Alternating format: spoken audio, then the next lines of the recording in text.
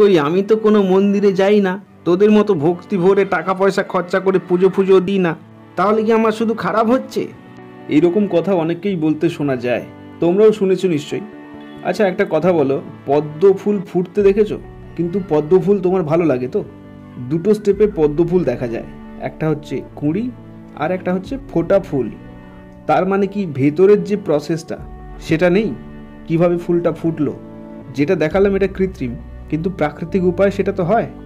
নাকি তুমি বলবে যে শুধু পদ্ম ফুল ওরকমভাবেই ফুটেছে, ফোটা অবস্থাতেই এসছে পৃথিবীতে, ওরকমভাবেই শুকিয়ে মারা যাবে, কুঁড়ি হয় না, ফোটে না, ওই প্রসেসটা নেই। যেরকম ভগবানকে কেউ দেখেনি তার মানে এই না যে ভগবান নেই। ভগবানের কার্যকলাপ রূপ দেখার জন্য একটা প্রসেস আছে, মন্ত্র তন্ত্র সাধনা অনেক রকম, সেগুলো কি সাধারণ মানুষের পক্ষে সম্ভব?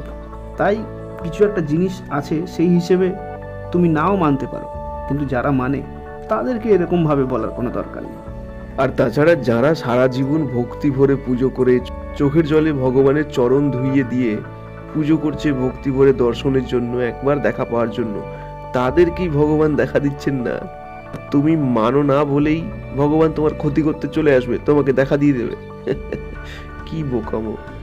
না, তোমাকে মানতে হবে না। যারা বিশ্বাস করে ভগবান তাদেরই থাক।